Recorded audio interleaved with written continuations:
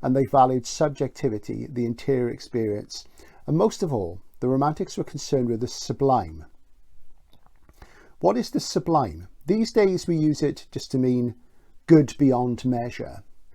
The sublime can be summed up probably in pictures easier than in words, and the picture behind me, which of course is a reproduction of the back of the Masters of the Universe album, is a typical representation of the sublime.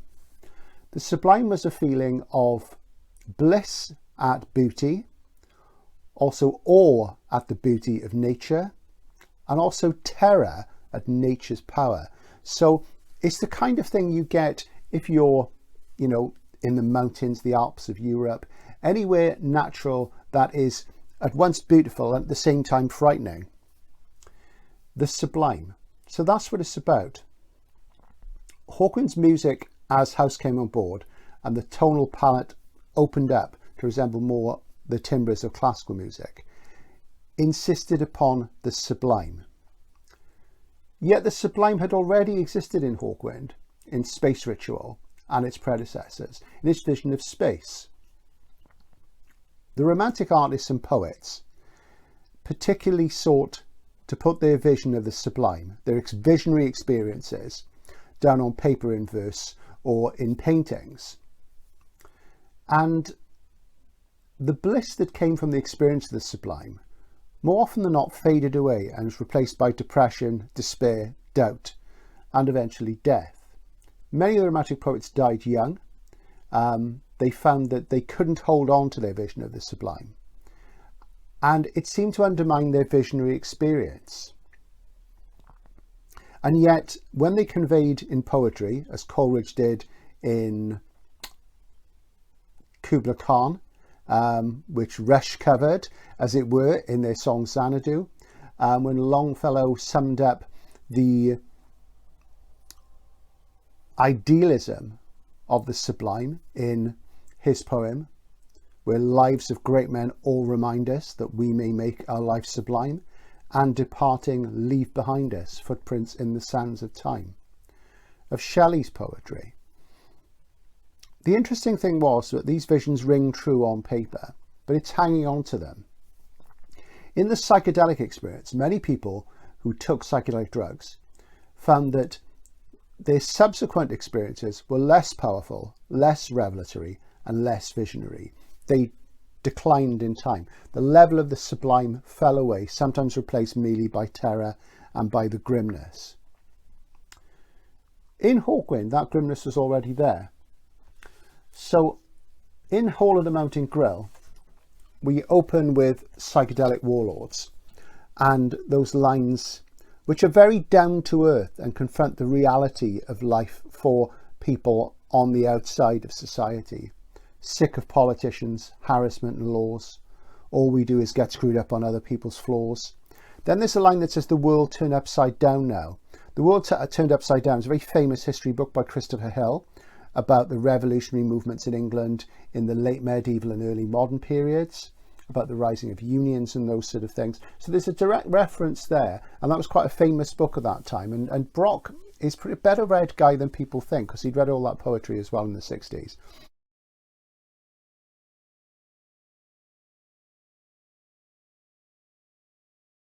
So the visionary experience of the hippies was brought down by the reality of the industrial capitalist society around us. The flat blocks that obscure the view, the very dark, seething, smoky sound of psychedelic warlords as they disappear in smoke. So perhaps that's saying that the visionary experience had been achieved by Hawkwind and by their audience, but was increasingly blown away, obscured, and smoked out by the actual reality of the city and the world around them. So there's a kind of paradox there, but it reflects the experience of the Romantics in that initially the visionary experience was overpowering, was sublime, it was beautiful, it was awesome, sometimes it was terrifying, but it showed that there was more to life, there was more to existence, that there was a wider consciousness that you could tap into and become part of and extend. And this was something the Romantics were really interested in. Hawkwind in Hall on the Mountain Grill are in an indeterminate state. They're moving between the reality of the first experience of the visionary moment and the day-to-day life, the day-to-day reality of what was actually out there confronting them. And where does this connect to space rock and science fiction? Well, the science fiction writer Adam Roberts, who also teaches 18th and 19th century literature, and he's a fellow of the Royal Society of Literature, says that science fiction is like poetry. I think specifically what he means is that it's like romantic poetry. When we look at this picture here of the crashed spaceship on this alien world, whenever we're confronted by a large machine, particularly a large flying machine, because they're still quite impressive, despite the fact that man has had heavier than air flight for over 100 years, we find them beautiful, but we also find them terrifying and awesome. They are the essence of the sublime. This alien world depicted here is beautiful. If we found ourselves there, spacesuited, with life support, we would be struck by the beauty of the multi-starred orange sky and the golden river there in a possible sunset, by the strange moon, by the purple mountains. And yet at the same time, there would be awe, there would also be terror, there would be fear of being in an alien, unfamiliar landscape away from our home.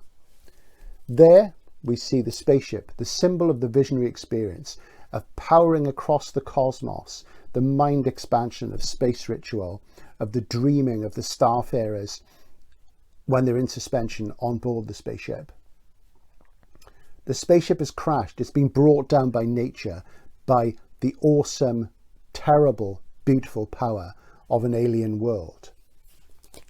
So the vision of space travel, the visionary experience of space travel in space ritual and in search of space is brought down to earth, or grounded, earth to the ground, by the reality of terror which comes out of the vision experience, and the fact that the world around you isn't really interested and doesn't care about your vision experiences. It gets on. The mechanistic industrial society around us, which really came to life in the Industrial Revolution, which was growing alongside Romanticism and then overtook it and instilled more Enlightenment values, the clash of the two things. And I'm not saying the Enlightenment was bad, the Enlightenment was a good thing as well. That creates a dichotomy in society and in art. And in Hall on the Mountain Grill, you get this sort of swinging back and forth between the up and the down. So we have quite a bleak vision in Psychedelic Warlords of people who are enlightened and envisioned, but society brings them down. And the music seems to embody the chaos and confusion of the two states. Wind of Change, of course, is a classic piece of romantic music. It's thoughtful, it's mournful.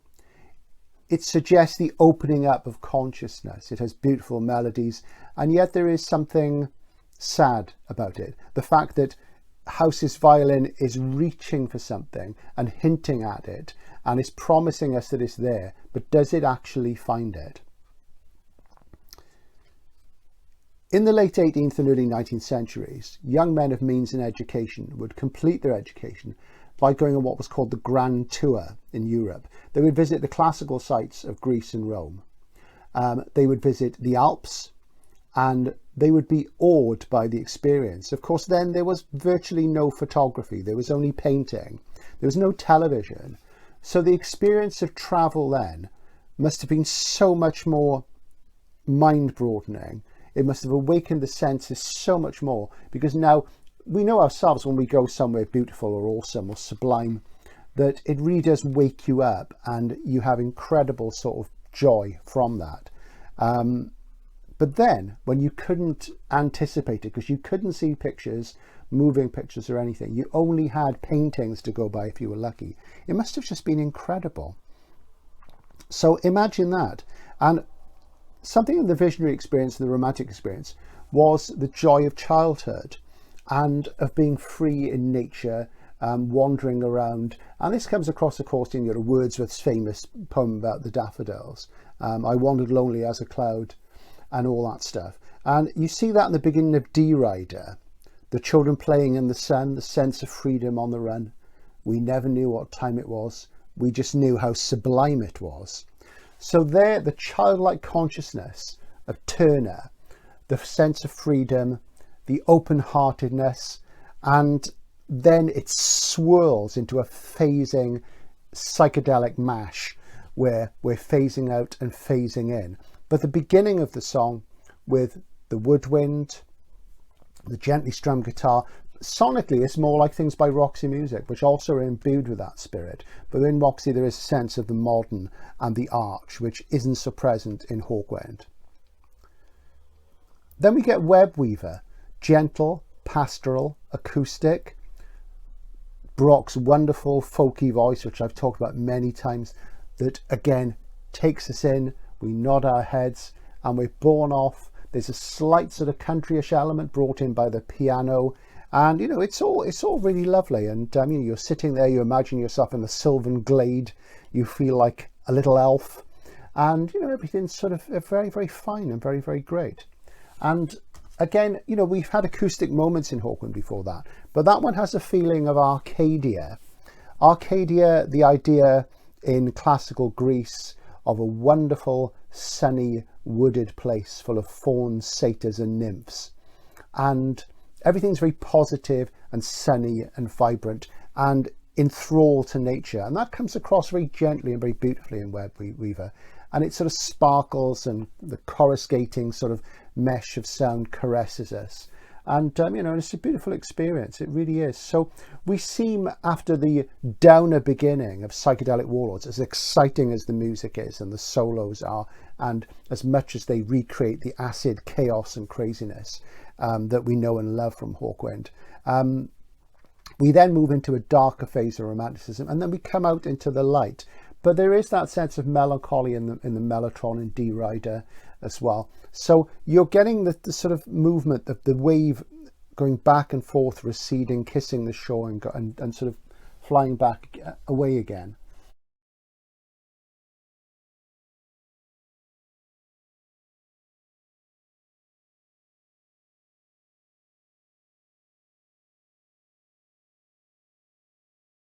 Then we move on to side 2, and we get a classic space rock opener. It's got that keening synth from Dell at the beginning, Lemmy's on the backing vocals, and it is, you know, one of your typical sort of Hawkwind space rock songs, except Simon's on this. The tonal palette is broader, and it's very positive and uplifting. You know, now you're just a cosmic man, you better believe it. It's so easy to see. You know, and that's the visionary experience that comes from space travel, and Hawkwind using the metaphor of space travel for the visionary experience, whether it's drug induced, whether it's because of nature and the sublime, or any other reason.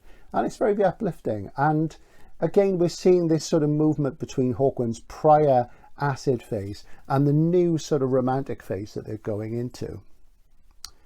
I mentioned the Grand Tour and the picture behind me. It reminds me a lot of a place in Capri, Italian island, which I'm very fond of. I've mentioned many times on this channel, and I do videos about it. And when you go for a little sylvan walk on Capri, one place you can go to is the thing called the Arc Natural, the natural arch. And it's not as dramatic as that, and I will try and put a picture of it in this video at this point. But the Arc Natural was one of the stops on the Grand Tour. People would go and see it because it was the sort of feature that romantic painters would paint a lot, very much like this. And, you know, it was one of the natural wonders that people wanted to see. And of course, Capri was an island that was inhabited by a Roman emperor, Tiberius, for the last 10 years of his life. And it's near to Pompeii, so it's got an amazing sort of classical thing. So when I go there, I kind of feel like I'm on the Grand Tour myself. And my experiences there have been sublime and visionary, because it's very beautiful, but it's also very high and craggy. And you're exposed to the sea and sky.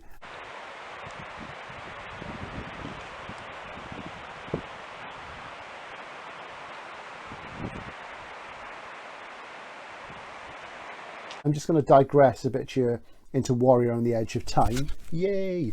Because, of course, Dave Brock sings in the chorus of Assault and Battery. Why is it called Assault and Battery when we've got these very philosophical lyrics, lives of great men all remind us, and we've got the stanza about the wizened sages, the wisdom of the ancients. And he sings, because your thoughts they were expecting, assault and battery of the human anatomy. Because at Hawkwind gigs, There'd been the assault and battery of the light and the noise and the sound, the electronics. So, you know, he's kind of wryly saying, this is the way I interpret it, he's wryly saying, you just thought it was going to be more assaultive stuff, but no, you know, we're going to give you something higher, something aspirational, and something more thoughtful, and that comes through. And that's what makes a great rock music to me, the two things coming together, the Apollonian impulse of the aesthetic and the sublime, and the Dionysian one of the chaos, order, and violence. And interestingly, Friedrich Nietzsche, the philosopher who was associated with the Romantic movement, he wrote a book. His first book was called The Birth of Tragedy Out of the Spirit of Music. And he argued that all great art contained those two elements. It contained the element of Apollo, the creator, and of Dionysus, the wild, drunken god.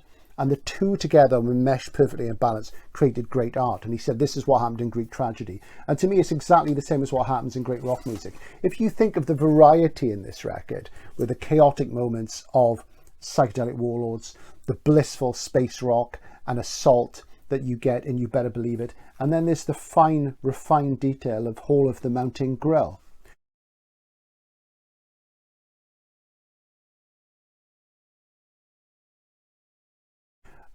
Arcadia is also summoned up in another track on the album later on, which is Goat Willow. And of course, it's got panpipes on it. It's that sort of thing. And it's very gentle. It's got a African wild piano or kalimba on it. But it's got that sort of very sort of light and floaty and fairy. And I mean fairy, F-A-E. It's got a sort of sense of fantasy in it. It's very sort of blissful. And you can imagine yourself sitting somewhere in the sun in Greece on a mountainside of limestone and cypress trees, looking out over the blue Aegean Sea. And, you know, it's just sort of very, very sweet and pretty. But it's also sublime, because the sublime is sometimes overwhelmingly beautiful and calming and charming and enjoyable. And I think that's very much there in Goat Willow, which I absolutely love. Then, of course, there's Lost Johnny, which, you know, is an interesting one. Every album that appears to have something to draw it together, or a concept, or what have you, every theory that's put forward, there's something that maybe throws that theory. Lost Johnny may well be that track. Now, of course, Lost Johnny the lyrics are written by Mick Farren. And Mick, of course, was a science fiction writer as well as a rock music critic. And of course, he was a rocker himself. He was social deviance. He was involved with the Pink Fairies.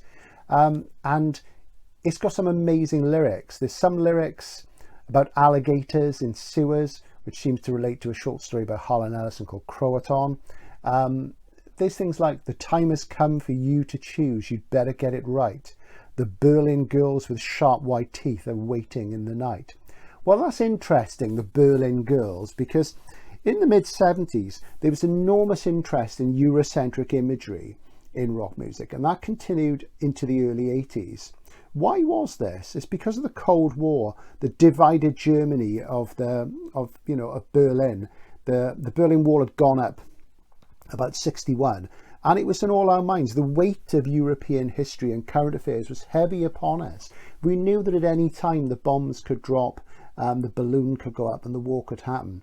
So Lost Johnny is full of desperate images of drugs, of a Jerry Cornelius type figure, of the Berlin girls, the decadence, which relates back to the Weimar Republic. You have to remember things like cabaret were really popular, where that period in the Weimar Republic in Germany, just before the Nazis really took over, when there were some very decadent clubs, there was things like Dada going on. It's all there in Christopher Isherwood, who wrote the book that Cabaret is based on. And there are lots of references to that in the work of David Bowie of Roxy Music. And of course in Hawkwind and Astounding Sounds, there's the Weimar Eagle on the back of the album. And tracks like Curb Crawl and Steppenwolf, which was written and published during the Berlin sort of Weimar Republic era, all refer to the clash of the sensual and the visionary.